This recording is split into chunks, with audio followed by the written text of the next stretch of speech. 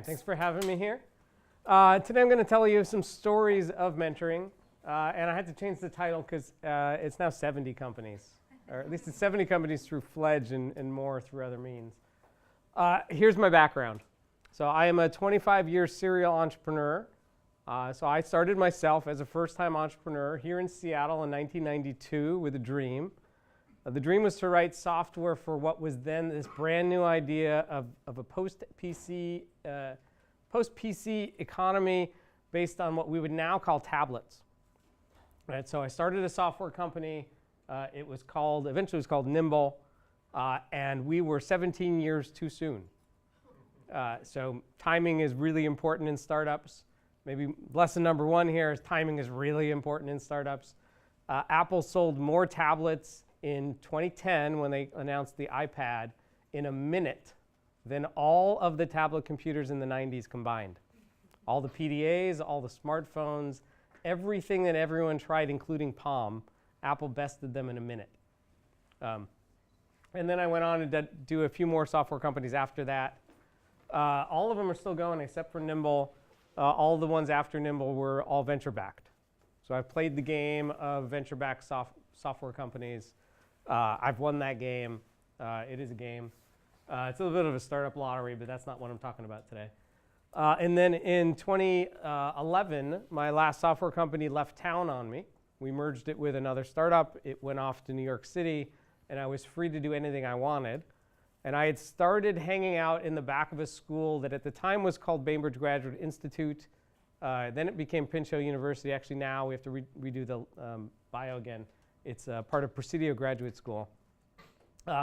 Those are the first two schools in the world to teach how to do good while doing business, or how to do good by doing business.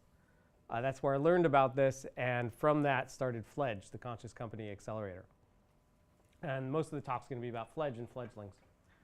In the midst of all that, I became an entrepreneur in residence for what was then called the Center for Commercialization, which is now CoMotion.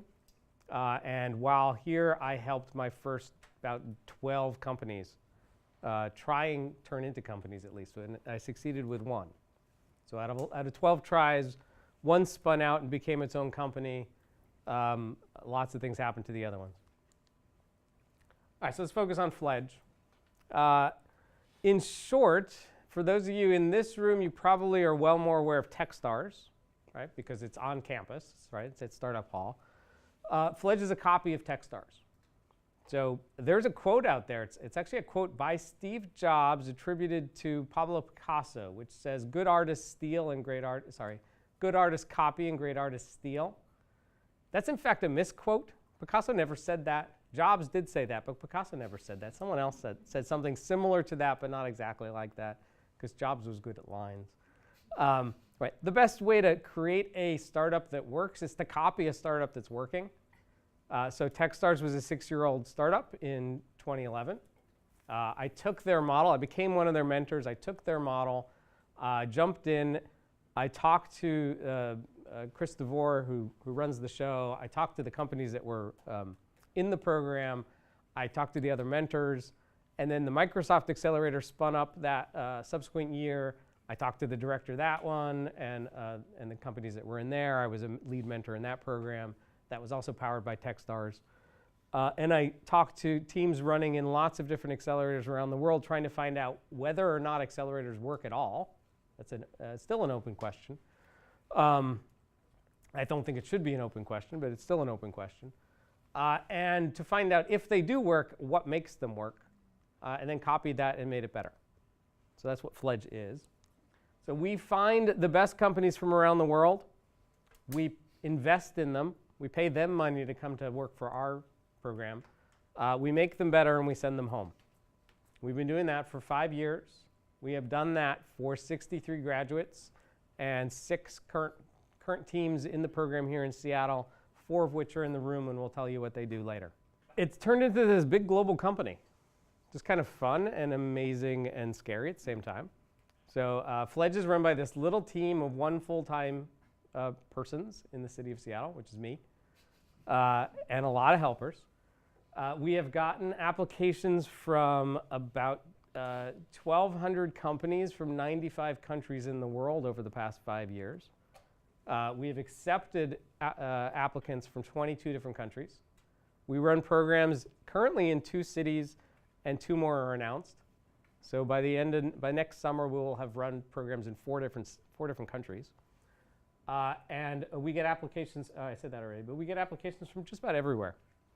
And what's amazing in this world of 2017, or even in the world of 2011, is that one person can run a global company and reach everyone on the planet that they want to reach, and make a business out of that.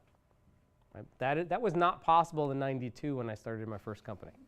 Right? That was, 92, we still were advertising by buying ads in paper newspapers. Right? We were still debating whether or not we needed a yellow page ad. Right? If you remember the yellow pages. All right, on the back end, a little tiny bit of view of sausage making. We get a lot of applications. So we just had our deadline on Sunday for Fledge 10 in Peru. There are 234 companies. Oh, sorry, this is the Fledge 9 view, but there's 225 companies in the Fledge 10 view. I didn't want to show that because we haven't picked the companies yet. This was the view from 5 months ago. So January 31st-ish, 4 months ago, we said apply to Fledge 9. We had 234 just in this interface, and then there were 2 other interfaces. We then had to sort through them all. So just take that for a fact. A lot of people in the audience are entrepreneurs wondering, like, how do you get going? How do you get help and whatnot? Well, one of the opportunities and one of the issues and one of the difficulties is there are a lot of startups out there. So my little tiny program, right? It's a world-known program, but it's still small. Gets about 250 applications each time we ask for them. And we only work with 7 companies. So you're all here at UW. You can do some math there, right? And it varies, whether we take 7 or 8 makes a huge difference on the percentages. We had a snafu, which is why we have 6. We did accept 7. It's harder to get into Stanford Business School than it is to get into Fledge. It's way easier to get into Fledge than Techstars, like a factor of 2. So basically, what I tell everyone who applies to my program is the odds are we're going to reject you, right? By far. Odds are you have a 97% chance we're going to say no, right? Which I'm staring at 6 people back here who are just like, well, but I got in. There's a 98 or 99% chance you get rejected by Techstars or Y Combinator when you apply. That's just the fact. But somebody gets in, right? And like everything in startups, right? If you don't try, then you have a 100% chance of failure. Right? The only chance you have to succeed is to try. So lo and behold, some people do get in, right? And when they get in, they get a ton of help. And there are, luckily, enough programs like this in the world that hundreds of companies get into these programs and get help, right? Just not tens of thousands. All right, so what happens when you get in? What do we do with these companies? Well, basically 3 things, 3 big buckets. One is we teach them entrepreneurship.